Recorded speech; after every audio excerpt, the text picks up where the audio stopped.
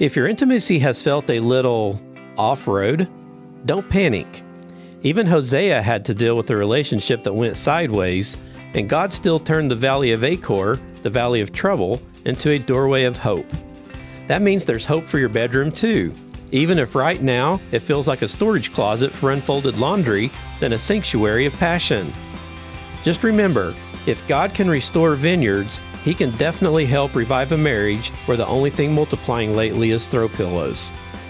Restoring sexual intimacy isn't just about flipping a magic switch, it's about healing, reconnecting, laughing again, and remembering why you fell in love in the first place. Sometimes what needs restoring isn't just desire, it's affection, playfulness, trust, or the kind of flirtation that you used to be really good at before you both started falling asleep during Netflix previews. So today, we're talking about how God renews what's been broken, how you can reclaim your sacred spaces, and how rebuilding your sexual relationship is less about pressure and more about promise. We're going to explore scripture, healing, practical steps, and yes, how to bring back that spark without turning your relationship into a chore chart.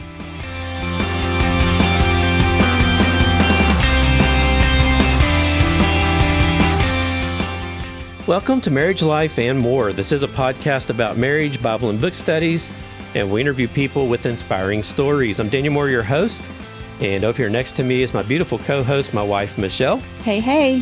Thank you guys for joining us this week. If you're not familiar with our show, check out our website at marriagelifeandmore.com for our platforms. Our YouTube and Rumble links are there. We're also on the Christian podcasting app Edify, and we're also on your Google and Alexa smart devices. You can also visit us on social, on Facebook, Instagram, and X at CT Gap Online. If you're a fan of our show, please subscribe. Feel free to leave a comment on our platforms, give us a thumbs up or a 5-star review on Apple Podcast, and we'd be eternally grateful to you for doing that. Well, as we get started this week, we are in the middle of our episode right now on sexless marriages, and we've made it through 2 parts of that so far. And this week, what we're going to do is we've kind of talked about the problems and the things that can happen between couples that kind of leads up to this issue of having a sexless marriage and how that can make you feel like roommates in your relationship. So we've covered that over a couple of weeks here. So now we're going to talk about, if you are in that situation, how do we resurrect that sex life? And we've got 4 points here that we're going to work through. And as we usually say, we're going to try our hardest to get through all 4 of these today. But there's a lot of information here, so I don't know if we'll actually finish it this week, or we may have to come back next week and finish this. We just don't want to rush through any of it. There's a lot of good material and content here.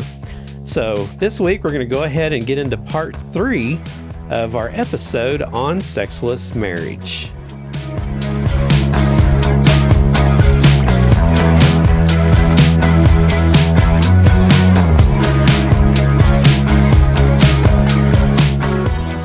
Think of a high-end car, perfectly maintained on the outside and under the hood, but left unused for months or even years. What happens? It might not start. The engine could stall, fluids may leak, and parts begin to rust. Similarly, when intimacy in a marriage is left idle for too long, restarting it can become surprisingly complicated.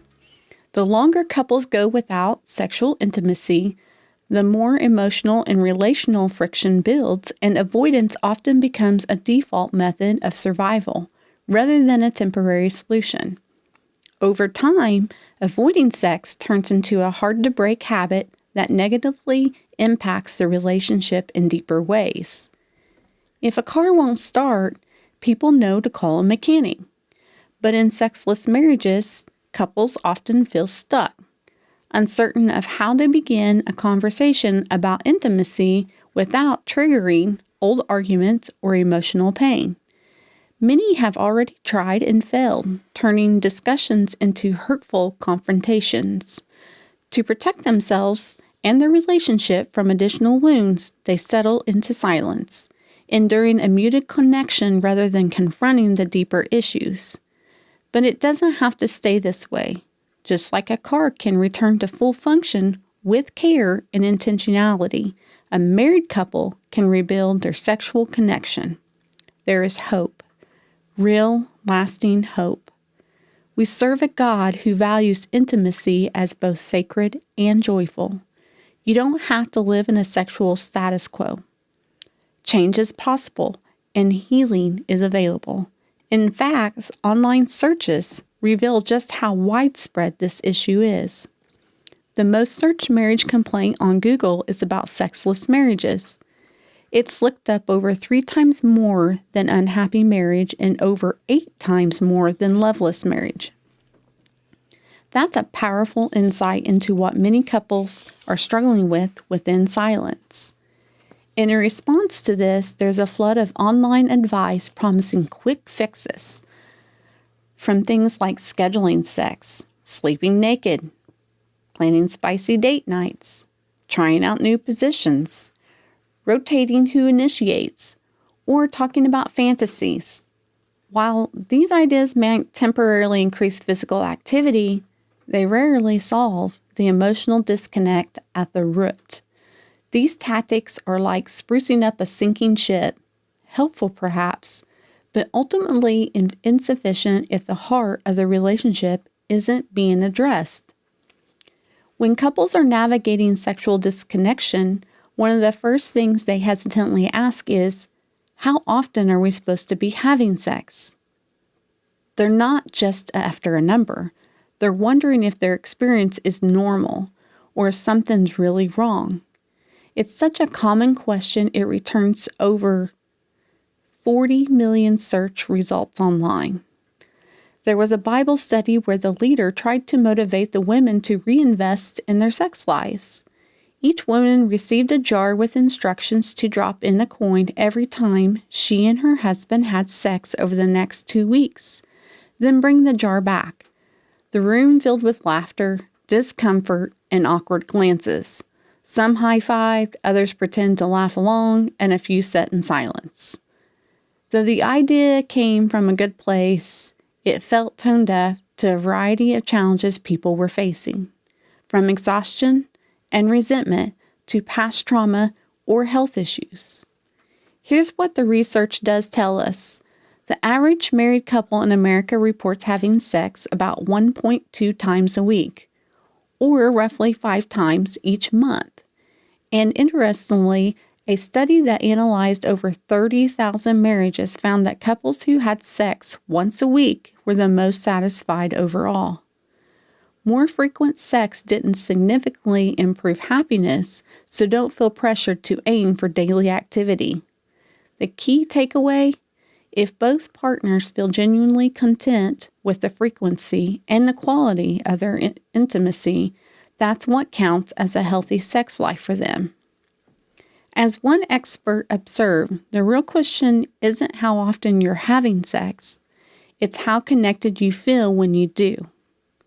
They explained it this way. Each person's sex drive is different. Each couple's marriage is different.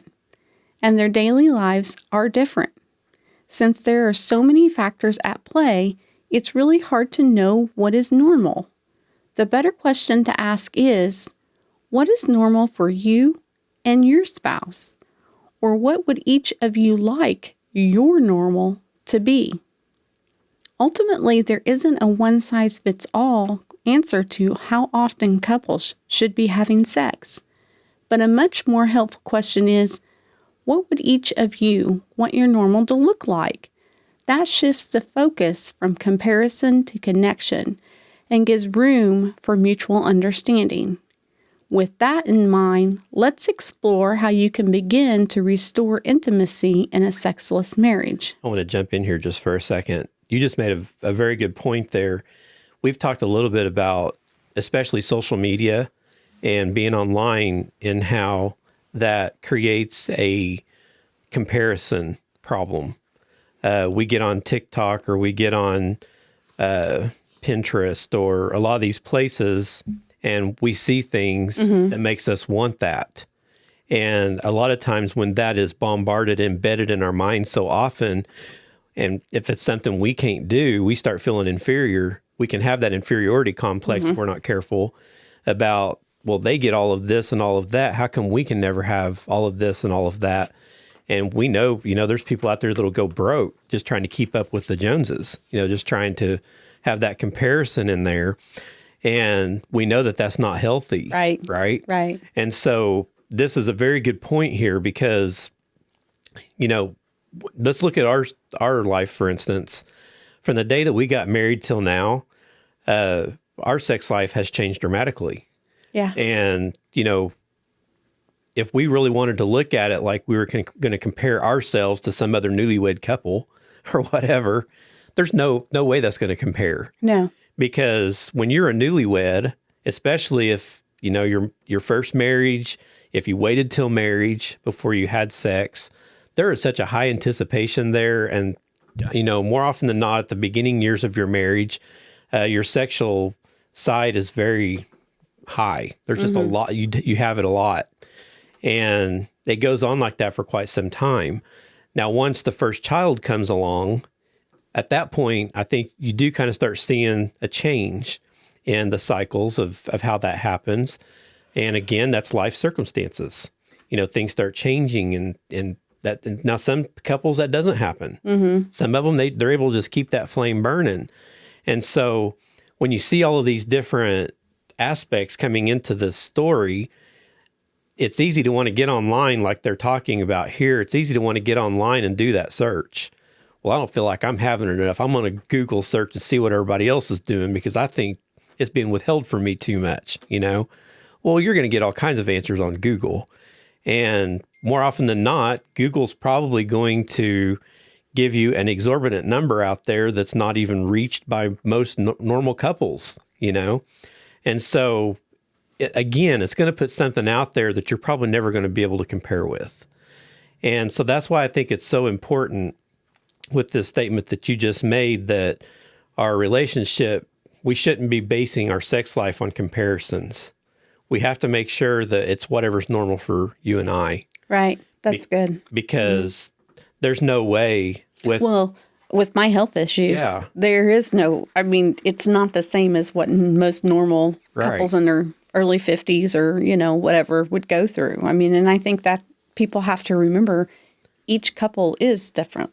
I like that you brought that up because that's really good. Yeah, it comes back to, we talked a little bit about it last week, that it's whatever we're both happy with. That's right. So as long as I don't feel like I'm being shortchanged by you and you don't feel like you're being shortchanged by me, we're both comfortable with where we're at within our sex life. Our love continues to grow. We continue to grow closer in everything that we do. Then that should be our normal. Right.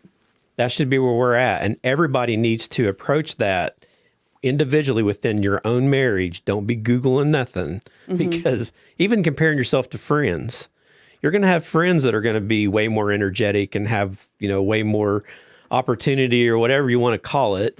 They're probably going to have a lot better sex life sometimes than you are at the same age. Vice versa. And vice versa. You can't compare yourself to stuff like that. And we're living in a culture of comparison. That's what I was getting ready to say. That's good. We really are. And that comparison goes way beyond having shiplap in your living room or not. There's much more to it than that if you're not careful. You can compare yourself right into the bedroom. Yeah. And then you can fail there because you feel like you're not keeping up with cultural norms. And that creates resentment. That creates issues in your marriage. It can create lots of communication problems if you're not going to communicate through all of that. And it can push you right into a divorce if you're not careful. And so you have to be careful with how you handle this stuff with this comparison. So I just wanted to jump in real quick and kind of mention that because I really like some of that stuff that you were sharing there. So go ahead and pick up there. Okay. One surprisingly relevant passage when it comes to rebuilding intimacy is the Old Testament story of Hosea. In the opening chapters, Hosea is instructed by God to marry a woman who is unfaithful, meant to symbolize Israel's betrayal of God through idolatry. There's clear frustration and pain in God's response. He doesn't want to immediately restore the relationship. He wants to pull away, to discipline, and withhold his love because of the deep betrayal. But then, midway through chapter 2, there's a dramatic emotional shift. Instead of pulling farther away, God chooses to approach his wayward bride with gentleness and kindness. He shifts from judgment to restoration, from distance to pursuit. He draws her back with affection, not anger. His plan to win her heart involves tenderness. In the same way, when your marriage experiences the pain of sexual disconnection, it's natural to feel rejected, angry, or embarrassed. You might even want to withdraw to protect yourself by punishing your spouse emotionally, but lasting healing won't come from that retaliation. It begins when one person chooses to respond with grace and compassion even when it's hard. And that type of compassion is only possible when your heart is soft and open, not guarded or closed off. Rebuilding intimacy means choosing vulnerability over bitterness and connection over control. And with the book of Hosea, we've actually brought that up a few times in our marriage mentorship. Mm-hmm. And that book also is the foundation of why we say that the sex relationship with a couple is part of the covenant with God. Because if you look at that story in Hosea, when God instructed him to marry Gomer, she was a prostitute. And so while he was living with her and being married to her, she was selling herself for sex. And it's very interesting that God was using that analogy with Israel through Hosea the prophet to try to show Israel how they were breaking their intimacy bond with God. He was using sex in order to make that, to show that. And so that's why we say with this part of sex, it's not just an added on perk of being married. There's way, way, way more to that than that. It is a part of who you are. Mm-hmm. It's a part of what your marriage is. Can be a lot of the consistency of your marital relationship. And God created that to deepen that intimacy between two spouses, to make sure that love that you have for each other is unbreakable. That's what God was after with Israel. He wanted an intimate relationship with them that was unbreakable. And he was trying to show them through Hosea being married to Gomer, the prostitute, but regardless of what she did to him, Hosea still loved her. He still treated her as his wife. He still continued to come back to her every day. And God was using that as an example. That's how we need to relate in our relationship with our spouses as well. So as we get started here with some steps about how to resurrect your sex life, the first one here is something that you actually just mentioned, is to soften your heart. And we know you'll hear over and over and over again, if you listen to marriage podcasts or you listen to marriage counselors, different people talk about it. One of the biggest things that they always tell you is do not let your heart close. Because if you let your heart close off to your relationship and to your spouse, it's very difficult to get that back open again, and you can't restore nothing with a closed off heart, because nothing can get inside there to cause you to re-examine what's going on in your life situation at that moment. And so rekindling your sexual intimacy begins with a tender, open heart. If you're having problems with that, you need to ask your Heavenly Father to replace your closed and hardened heart with a heart of flesh toward your spouse. Since emotions are the voice of your heart, talk to God about your feelings. Think about your sexual relationship. Here's some ways maybe that you felt in that. You felt rejected as you've initiated sex only to be refused. You've been manipulated or pressured to be intimate. Maybe you've been criticized for your performance. Maybe you feel unwanted or not pretty enough. Maybe you were compared to an ex-spouse, which is a very dangerous thing to do. Never do that. Maybe you were judged for being too tired or exhausted, or you're embarrassed about performance issues. That's something that can really happen later on in life as age takes over. That can be a definite issue there. Maybe you feel ugly because you've gained weight and your spouse doesn't seem to be attracted to you anymore. Maybe you feel humiliated when asked to do something that you weren't comfortable doing. Maybe you felt unloved by your spouse's self-interest. Maybe you feel guilty for how you've treated your spouse. Or maybe you're ashamed for being unfaithful or for introducing pornography into your marriage. any of these, and there's many more that you could probably add to that list, but any of those things can close off your heart. Yeah. And they can cause you to not to even want to try to work on your marriage because you just don't. It could be the embarrassment of bringing it up and not being able to communicate through it, or it could just be an actual desire of just not wanting to do it, period. You're just done. And as so many people get to that point. Yeah.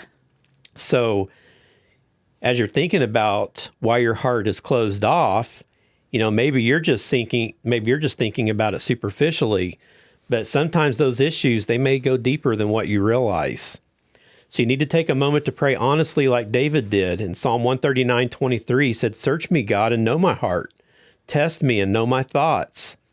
There's something powerful that happens when we acknowledge what we're really feeling, whether if it's hurt, disappointment, fear, or anger.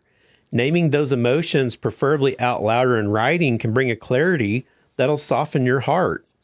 As your heart becomes more open, finish David's prayer. See if there is any offensive way in me, and lead me in the way everlasting. That's verse 24 of Psalm 139. Often difficulties with sexual intimacy stem from both sides, even if it's not always equal.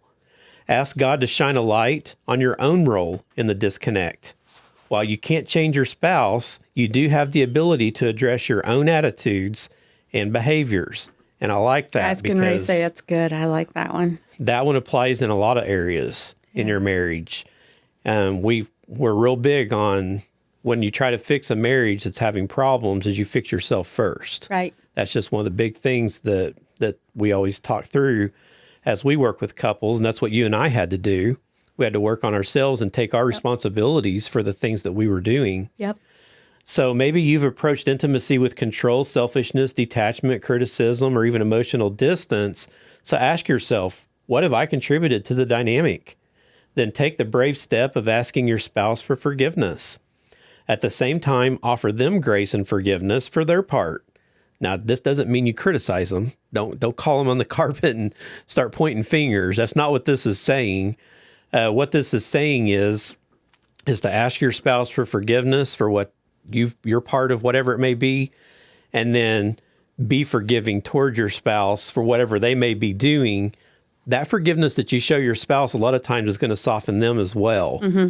And there is a chain reaction there that can happen where the other spouse can then sometimes have their eyes open and see some things just because of the forgiveness that you show. Mm-hmm. It can just be a chain reaction to that.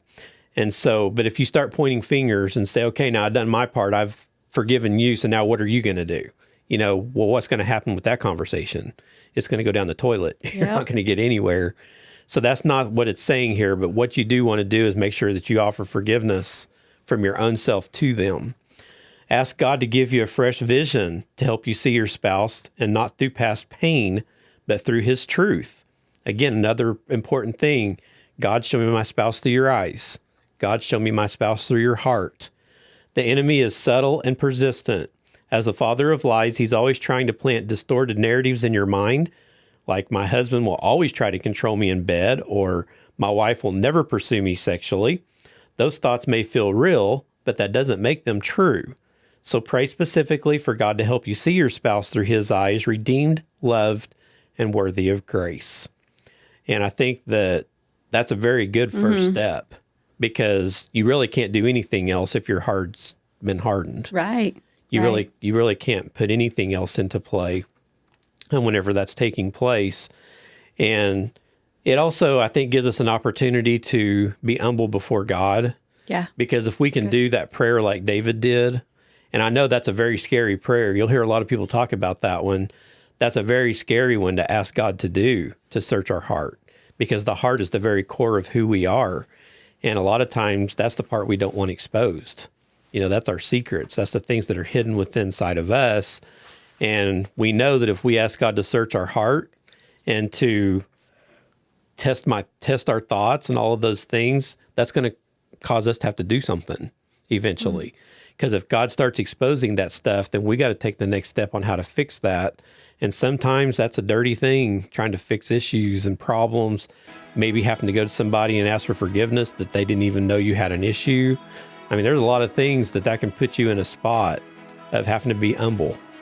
And so it's hard to ask God to do that. a lot of times.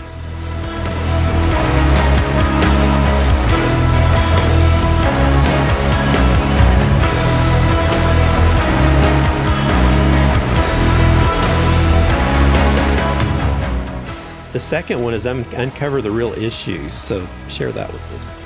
Just as God demonstrated in his approach to his people, speaking with gentleness opens the door to genuine emotional and relational connection. When your heart is soft, you're in a better position to discuss deeper issues, not out of frustration or blame, but from a place of compassion and curiosity. When sexual interest or responsiveness fades in a marriage, it's often not the core issue, but a symptom of something deeper.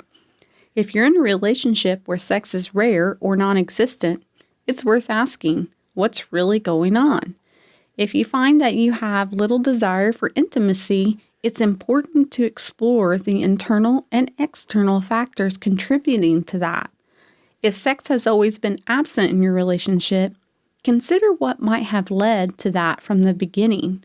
What patterns, beliefs, or experiences have shaped your sexual dynamic? These questions matter because healing can't happen without first identifying the cause. I love that. Often, when intimacy declines, we're tempted to jump to conclusions, assuming the lack of desire stems from something dramatic like a secret addiction, infidelity, emotional attachment to someone else, or even the loss of physical attraction. While those situations can be real, many couples struggle with sexual issues for more subtle reasons and complex reasons. To move forward, it's crucial to identify not just what's wrong, but why. The process begins with personal reflection. What's going on in your own heart, your mind, and body? Take this time to focus inward rather than trying to fix or analyze your spouse. That's their responsibility. The only person you can truly change is yourself, and that's the first step, sets the stage for real restoration. Here are the most common reasons for sexual problems in a marriage. As I read through the list, focus on yourself. Don't make this about your spouse. That's his or her job. Health problems such as low thyroid, arthritis, diabetes, high blood pressure, heart disease, or cancer. Performance-related problems such as premature ejaculation, erectile dysfunction, painful intercourse, or a disability. Medication side effects could be antidepressants, birth control pills, over-the-counter antihistamines, and anti-seizure drugs. Could be alcohol or drug use. Temporary circumstance such as children, job loss, bereavement. Technology, TV, laptops, cell phones, in a bedroom, which I would suggest that's not a good thing. Exhaustion for caring for young children, a child with special needs, or aging parents, or the fear of getting pregnant. Negative associations with sex. Sex is dirty or sinful, how you were treated by an ex-spouse, or hormone changes, pregnancy, breastfeeding, menopause. It could be sex isn't enjoyable, painful, or uncomfortable intercourse, and never an orgasm. Mental health issues such as anxiety or depression. Excessive stress could be from financial, work, or childcare. Poor body image or low self-esteem. History of sexual abuse or past sexual trauma. Age-related sexual indifference or decreased sexual activity. Older couples are much more likely to be sexually inactive. They are more likely to have health problems, low energy levels, or experience erectile dysfunction or vaginal dryness, and have a decreased testosterone and estrogen. Predictability or boredom in your sexual relationship. Low libido, which means your sex drive, or seasons when one spouse is temporarily uninterested. So sexually acting out, infidelity, excessive masturbation, or the use of pornography. Several recent studies have revealed that an increase in erectile dysfunction in younger men may be related to pornography use. Relationship challenges such as unresolved conflict resentment about the division of household chores and childcare, neglect, lack of emotional connection, poor communication, trust issues, poor hygiene, not being attracted to your spouse, or withholding sex. Sleeping in separate beds or rooms because of quirks such as snoring, nocturnal TV watching, restless sleep, thermostat wars, that would be so me. One is a bed or blanket hog, early morning work schedules. One study found that as many as 40% of couples will sleep in different beds or rooms at some point. So let's take a stop here for just a second. There's a lot there. But one thing that I've noticed about this list is it's a diverse, a lot of stuff.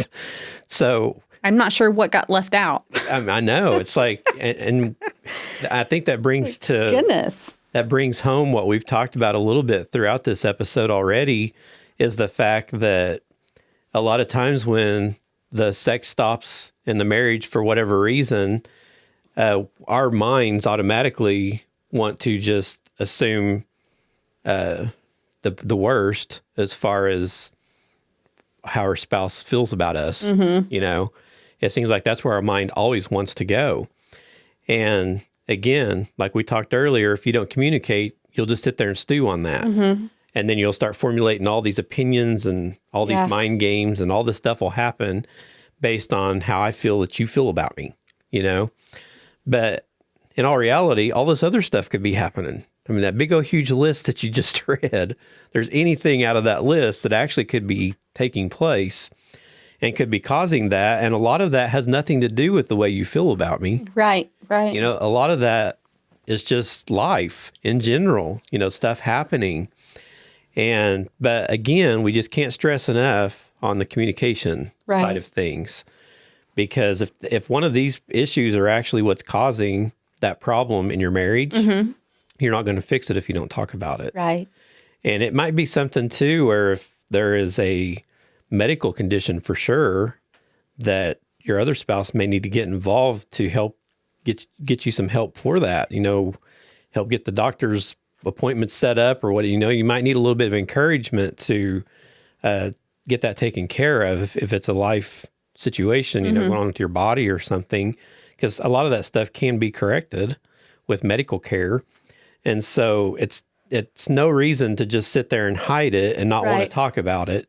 Right. Because you're just creating a bigger elephant in the room by doing that. And so, but you know, as you was reading that list, it's like, man, there's so many things that can cause that, but yet we want to dumb it down to just the worst, you know, of what it might be. Right. And we want to dwell on that when probably more often than not, that's not really probably the issue. Yeah, I would agree with that. There's other stuff involved. So go ahead and continue on there.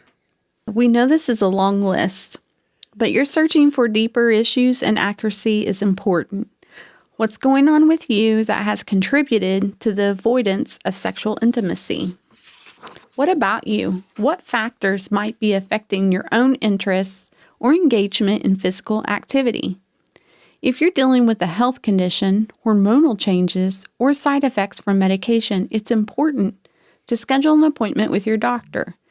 If you're facing deeper issues like addiction, emotional wounds, anxiety around pregnancy, low self-worth, or past sexual trauma, it's worth seeking support from a trusted Christian counselor or professional who can walk with you through healing.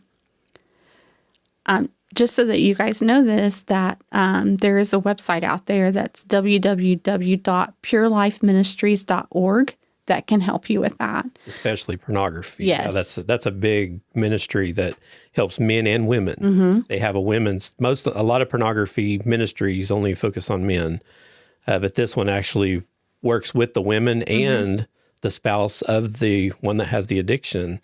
They've got resources for them as well. It's a very good place to go. So, yeah. So sometimes the issue might simply be fatigue or stress from a particular demanding season of life. If that's the case, be honest with your spouse. Again, communication. If that's the case, be honest with your spouse about it so they don't misinterpret your distance as rejection. Again, communication. Yep. You might also consider making some changes to your physical environment. Removing devices like TVs, tablets, and phones from the bedroom can help refocus your space as a place of rest and connection. If you're currently sleeping apart due to snoring or conflicting schedules, consider starting the night together in bed to allow room for physical and emotional connection, even if you end up sleeping separately later. I really like that because I haven't really thought of that too much. Yeah, and it's kind of common. I like that. There's people that we know that sleep in separate rooms. Yeah, but I like the fact that start off sleeping together. Yeah. So that you can have that physical and emotional connection. I really like that a lot. It too easily can become an excuse not to do it. Yeah. If you sleep in separate rooms, as soon as the lights go out, boom, you're both your separate directions, and you know, you never even give yourself opportunity. Yeah, that's good. For that. So yes, I agree. Rather than assuming why your spouse may seem distant, take the courageous step to ask them directly. But remember, this kind of conversation needs to be a safe place for the both of you. Discussions about sex are often loaded with strong emotions, so it's essential that both people feel heard and not judged. Avoid bringing up your sex life in moments of physical intimacy or right afterward. That can feel like an ambush and often leads to defensiveness. Instead, choose a calm, neutral time and let your spouse know your intention is connection and not accusation. You might say something like this: I know talking about our physical intimacy hasn't been easy. In the past, maybe it felt like I was blaming or criticizing, and I want to say I'm sorry for that. I'm not looking to assign fault or argue over who's to blame.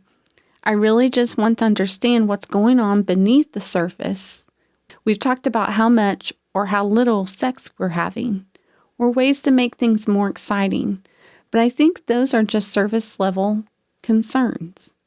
I'd like to lovingly explore what's actually at the heart of it for both of us. I want to have this conversation in a safe, respectful way.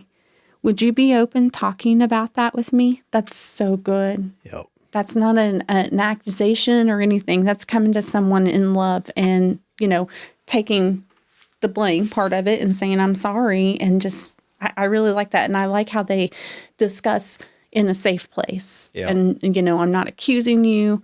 Let's go deeper. Let's get to the root of the problem. Yeah. And it kind of brings it back to what we was talking about earlier, where if you offer forgiveness from your side, if you take the responsibility to fix yourself and you ask your spouse for forgiveness for anything that you might have been doing or whatever might be taking place that your part in, and taking place in all of this, and then offer that forgiveness back to them. That's why we were talking earlier that it's so crucial that you don't say, I forgive you, and then turn around and say, now it's your turn. That's just not the attitude that you should have with that. We do know that more often than not, it takes two to play. Right. So a lot of times there's problems on both sides of the equation. It's not just one person that's creating the issue. That's good. And we do know that a lot of times it's from both parties. Sometimes, though, it might be more one party than the other. There's an off balance there sometimes. But the thing you don't want to do is criticize. And we've talked about that before, just in communication styles. You have to stay away from criticism, blaming, shaming. Don't point fingers. Watch the tone that you're talking when you carry on these conversations, because the way that you talk, the tone of your voice can make somebody feel like they're being attacked also. I would agree with that wholeheartedly. So you have to make sure that you're careful. And just like you were reading here, Michelle, on a good example of how to talk through that, you'll notice there's a lot of grace in that questioning statement there that you read, and taking some of the blame on your own self, and asking for forgiveness while you're talking about that. And I think it's very important too, just like they said, don't wait till you have sex and then bring it up. Oh, I agree. Oh, that's going to kill the whole moment. I mean, the one time if you're already struggling in that area and you're finally able to come together and actually make it happen again, and then all of a sudden, once you're done, you roll over and then start accusing each other and bringing up stuff and baggage and whatever, that's going to kill that whole thing. And you need to just savor that moment, keep your mouth shut for the time being, and get to the next day or whatever, and find the right moment, pray for the right moment to bring that back up and to talk about those issues. You definitely don't want to do it right in the moment when all that's taking place. So yeah, there's a lot of stuff there. As far as if you do need some more information on the addiction side of things with the pornography and the other stuff that goes on, we do have some resources if you want to reach out to us that we can get to you to get some help with all of that.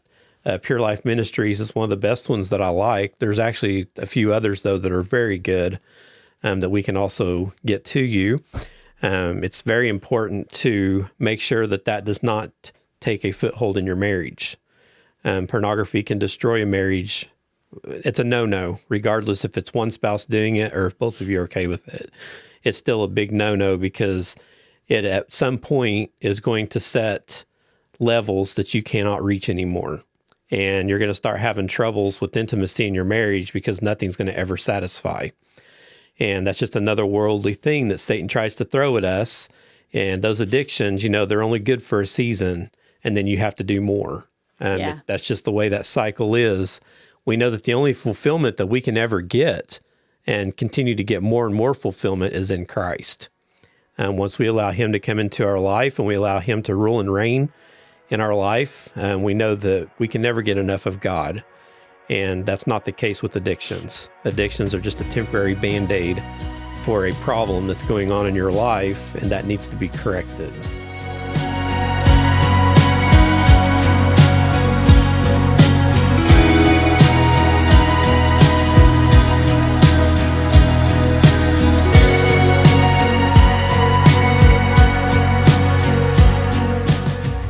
But yeah, I think there was a lot of good stuff there. We're going to go ahead and come back next week with the final 2 points of how to resurrect your sex life.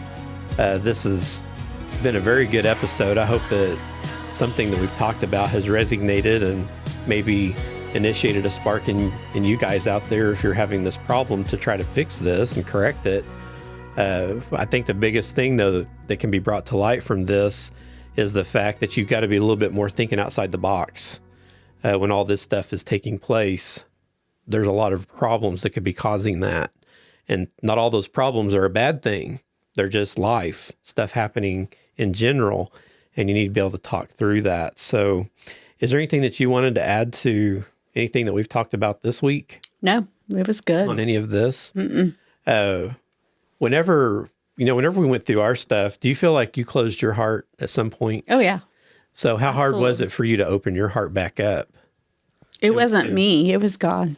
Okay. So that's what I want to know. It was truly God. I wanted you to share because I know that we went through a time when we were just done with each other. I didn't like you. I hated you. I didn't want nothing to do with you. Yeah. Nope. And there was nothing I could say. Nope. That it was like I was talking, bouncing off the walls. What you said to me was blah, blah, blah, blah, blah, blah. Charlie Brown's teacher. Yeah. They were just words. They were nothing. Even if you tried apologizing, it honestly, it was all God. Yeah. But I had to get myself first healthy.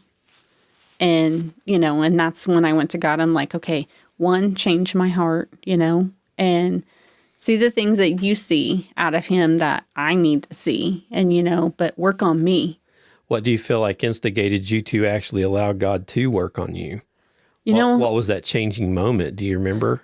I've asked myself that question multiple times, and I know deep down inside, I loved you. You were my best friend, no matter how much you hurt me and how much I couldn't stand you.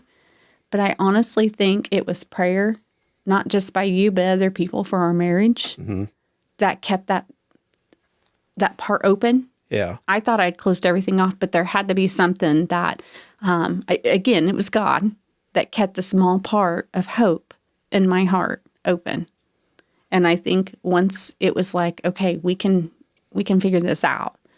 I think that's what it was. Yeah. I mean, no matter what happened to me and what was done to me and what I was thought was more done to me and what I had done, I still loved you deep down inside. I remembered what it was and why I married you in the first place. Mm-hmm. And I think that's really, truly that, and people praying. Yeah. I mean, it comes back down to people praying on their hands. I mean, we had a lot of people praying for us. Well, I wanted to have you kind of elaborate on that a little bit, because since we were talking about softening your heart, I know we can say whatever we want to on a podcast, but people listening can still think, well, there's no way It is. that I can ever get my heart open and soft again. It's hard for me sometimes to still wrap my mind around it. Because if anybody, I know I'm just speaking words, but if you guys would have known how much I could not stand him and how much I hated him, it would have been just easier to walk away and be like, I'm done.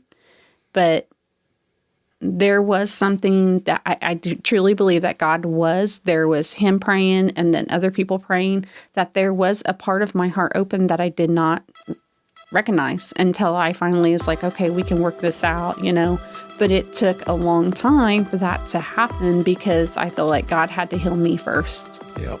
He had to take care of me and my problems and my issues and my insecurities. Yeah. So there's hope. Oh, absolutely. There's definitely hope. Don't give up. Yes. You guys, everybody gets married at the point of their marriage for some reason. For whatever reason, you felt like that was the love of your life, and they were the person that you wanted to spend the rest of your life with. And so you need to search some way within your own heart when you get to that point where you feel like you're getting closed off and it's all done. You have to figure out some way that you can get back to where you were at the beginning and revisit that first love and try to rebuild that back into your relationship. And Michelle and I are living proof that that can be overcome, that hard heart, and it can be open. So that's going to be all for this week. We come back next week. We will talk about the final 2 steps of how to resurrect your sex life. And that'll be the final part, I guess, installment of this episode. We'll move on to the next one at that point. But I hope you guys have gotten something from this over the last few weeks here as we've covered this subject. But we're going to go for now. That's all for this week. We pray that your marriage is stronger and your walk with God is closer after this episode. This is an extension of Connecting the Gap Ministries, and we pray that you have a blessed week.